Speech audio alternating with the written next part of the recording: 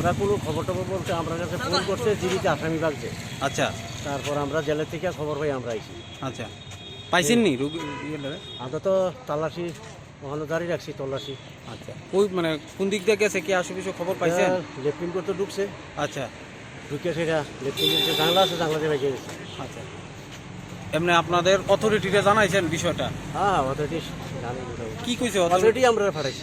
আমি যেখানে আছি আমার অথরিটি আমার এখানে পাঠাইছি। কেউ কি ওদের কি গতিবিধি লক্ষ্য করছে কি, কেউ দেখছে কি? কেউ দেখছে বলতে এমন কোনো তো শিউর না বলতে, তার লোকে তো সিকিউরিটি আসছিল, সিকিউরিটি দাঁড়িয়ে রয়েছে। হ্যাঁ ভিতরে দরজা বন্ধ করে লেট্রিন করতেছে, জল ছেড়ে রাখছে। এরপরে জানলা তো জিবির ভাঙা আগের থেকে হয়তো এই জানলা দিয়ে একটা হয়ে গেছে। যখন ঢুকানো হয়েছে তখন দেখছে না ভিতরে জানলা ভাঙা? এটা তো ভাই আমি কইতারি না, আমি তো আর এখানে আসলাম না। না শুনলাম নাকি আপনাদের একজন স্টাফ নাকি দেখতে পাইছে জঙ্গলের মধ্যে উপর থেকে। এটা আমরা স্টাফ কইতারি না, এটা পাবলিক কেউ দেখছে কইছে এই কথা কইল। জঙ্গল খোঁজা হইতেছে? হ্যাঁ জঙ্গল খুঁজে হইতে। কিরকম স্টাফ লাগানো হয়েছে আপনাদের এখানে? আমাদের এখানে আছে 8-10 জন স্টাফ আছে ভিতরে।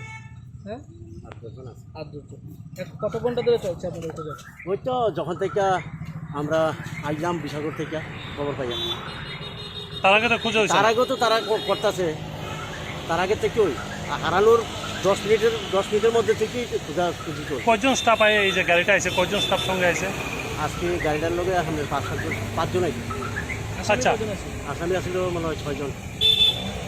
যতটুকু জানতে পারছে নাকি ও যে ভাগ্যে গেছে ও পেট ব্যথার জন্য তো অসুবিধা নিয়ে এসে না, এটা আমি কইতারি না, কি কারণে আইছে এটা আমি কইতারি না। আপনার ইয়েতে জেলে সেন্ট্রাল জেলে ডাক্তারের ব্যবস্থা নেই? সমস্ত ব্যবস্থা আছে। তো সামান্য অসুবিধা হলে জীবিত নিয়ে আয়। এটা তো ডাক্তারবাবুদের ব্যাপার, এটা আমরা কি করি।